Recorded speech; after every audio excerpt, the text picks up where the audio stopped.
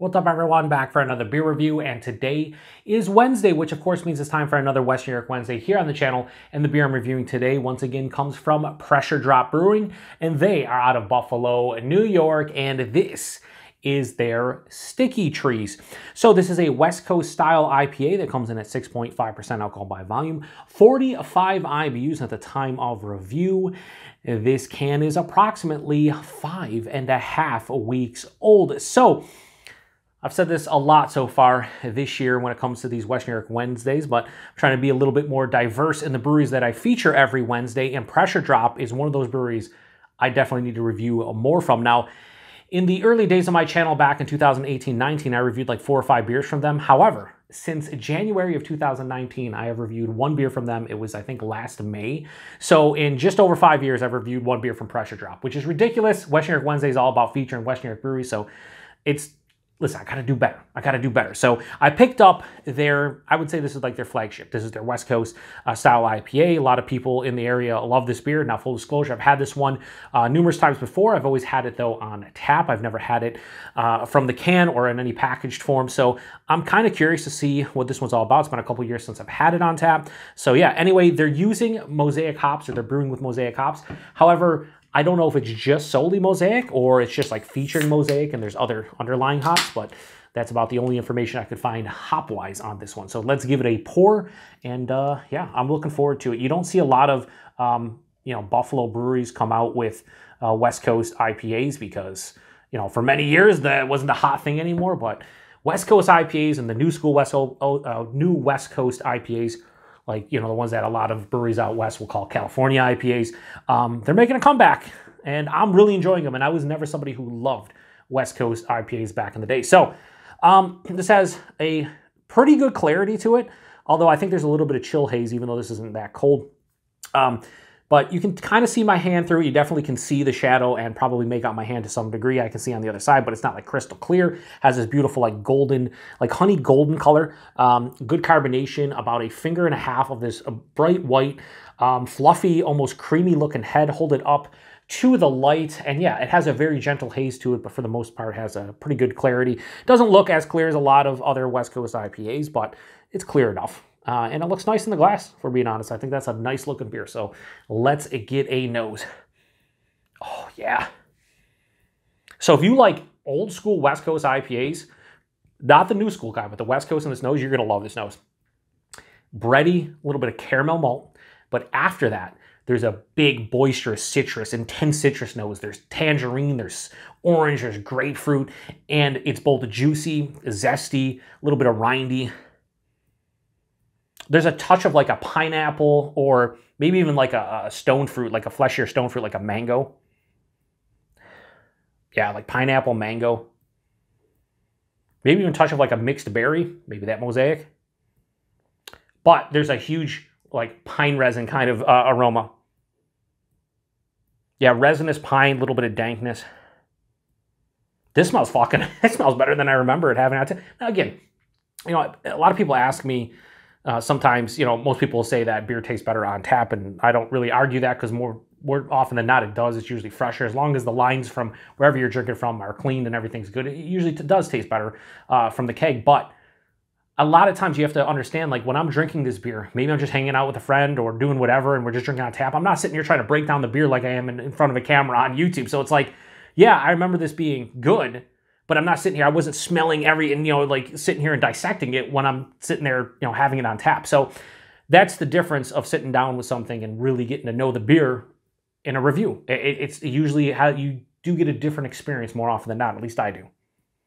But this smells better than I remember it, and I'm hoping that the taste follows through because this smells fucking dynamite. Let's get into it. Cheers, everybody.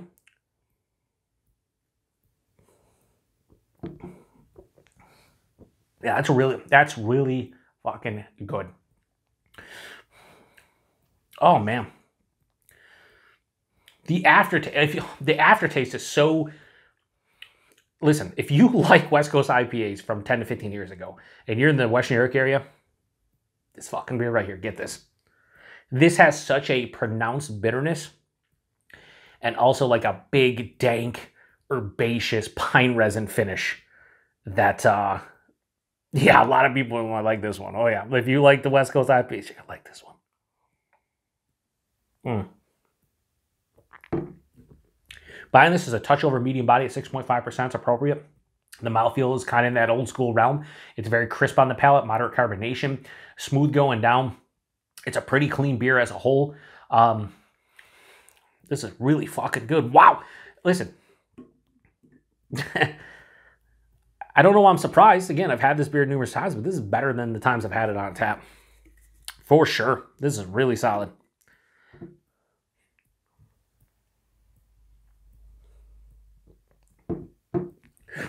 At the forefront, bready caramel malt. Dies underneath the palate. It's not too big, but a lot of old school West Coast IPAs, you want a little bit of that malt character. And I'm getting that here. It's not, again, too pronounced or anything, but it's noticeable. Right after that, though, is where the citrus comes into play. Tip of the tongue to the middle of the tongue, it's orange, it's tangerine, it's grapefruit. However, it's not as juicy as it was in the nose. Like I said, it's a mixture of juiciness, zestiness, a rindy sensation. On the palate, it's more like that pithy kind of citrus fruit. A little bit of like a juiciness, but more of the pithy, rindy, zesty. Middle of the palate, get a pop of more of like a mango or a peach than I was getting in the nose. I was getting more pineapple and a touch of that mixed berry, but they are like just ripened. It's not like overly ripened. It's not candied. It's more of just like, here's the fruit. It's perfectly ripened, has a little bit of sweetness to it. And I think that the mango stands out more than anything with the stone fruits. And then the finish, again, firmly bitter. It's like moderately to a touch over moderately bitter. It's semi to full on dry. So there's a big bitterness. There's a big dryness.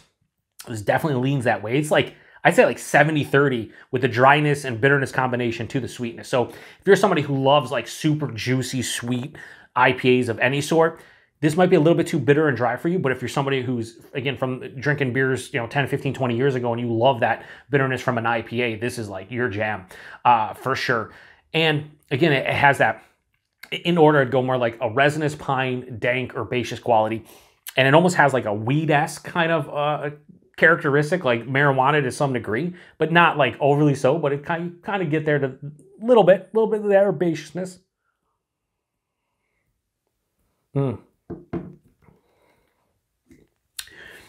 This is really good. However, always got to be honest here on the Beer Patrol. I'm a one and done with this beer. And that's, again, a personal preference. I'm sure there's a lot of people out there that buy this beer locally that, drink an entire 4-pack of it, or at least a couple cans. To me, and I've said this before, and it's still where my palate is, it's not exactly to the level of like a lot of folks out there. When a beer is too dry and too bitter, it impedes the drinkability for me. Once I'm done with this beer, I'm going to be like, man, that was fun, but I don't want another one. It's just too much, right? But if you like that dryness and that bitterness, then you're going to be all over this one. I like dry and bitter beers now, but with the combination and when it's as big as this is, I'm one and done. But again, that's a personal preference, beer subjective, blah, blah, blah. We've heard it all before. Sticky Tree from Pressure Drop. Oh yeah, 6.5%. This drink's bigger from I would say from like a flavor standpoint, a body standpoint. Everything about it drinks bigger, but it's 6.5%. So it's way more sessionable from the ABV, because if you told me this was like 7.5%, 8%, I'd be like, yeah, no, I believe you. No, it's 6.5%. It's really nice. All right, so stylistically, listen, I've had my fair share of West Coast IPAs. Is this the best I've ever had? No. But is it one of the best I've had probably in New York State? I know a lot of people like Fiden's West Coast. I've had a couple from Fiden's West Coast, and they've been good. I think this is better than the two I had. And I know that might sound crazy to people out there, but it's the truth. And this might be the best West Coast IPA I've had in Western New York. So I think stylistically, this is like a 4.5-ish. Like, it's that good. For my own personal rating, however, Sticky Trees from Pressure Drop. Go high 4.25, 4.3. Didn't think I would say that. Based on my experience of having this one on tap, I think on tap I gave it the first time like a 3.75, and then I gave it a 4 the next time. Like, this is substantially better than what I remember it being. Of course, we already talked about, that was on tap. I'm not breaking the beer down, blah, blah, blah. So, yeah, this is good. The only thing I'll say with Pressure Drop, I like the hop cone behind it. Like, it's pretty cool. It has a bunch of like dust, like stardust on it, so to speak. Maybe resin, whatever you want to say. But I don't like the font. I never liked the font from Pressure Drop, but whatever. Doesn't matter, not really. It's all about the liquid inside. So anyway, if you're in Western New York, you like old school West Coast IPAs, grab this one if you've never had it before. Like, you owe it to yourself. Price point availability, this is like 14, 15 bucks a 4-pack. I don't know what it is at the brewery, but typically if you go to like Wegmans grocery store or a local bottle shop, it'll be like $14.99-ish, you know. Not bad at all. Like that's obviously less than $4 a can. I think I paid like $3.79 for that can as a single. Yeah, I have no issues with that whatsoever. And availability is Pressure Drop. Pretty sure they're West New York. They might get a little bit downstate in New York State. I don't think they get outside of New York State. But again, this is a relatively local brewery where like if you come to the Buffalo, New York area, you should check them out. I haven't been to their new location. They used to be, I think, straight downtown, and now where the hell are they? Does it even say on? It just says Buffalo. I got to check out their brewery at some point, and I just haven't been. There's so many breweries I haven't been that I've drank beer from. It's kind of absurd. So I got to check them out at some point. But yeah, anyway, yeah, that's why I love West New York Wednesday. Like, you know, I review a beer like this. It's relatively local. A lot of people outside the area don't hear about them, but like this is a fucking really good West Coast-style IPA. I'm being honest with you. It's fucking delicious. So, again, if you've had this one before, post in the comments section. Appreciate everybody stopping by for another beer review here on the Beer Patrol. Check back next week. We'll have another West New York Wednesday. Have no idea what I'm going to review, but going to try to review, again, something that I have, something from a brewery that I haven't reviewed in maybe, you know, at least 3, 4, 5, 6 months. That is the plan, and we'll see. You know, we'll see what we do. Maybe I'll feature a brewery that I never had before. We'll figure it out. To the next one. Cheers.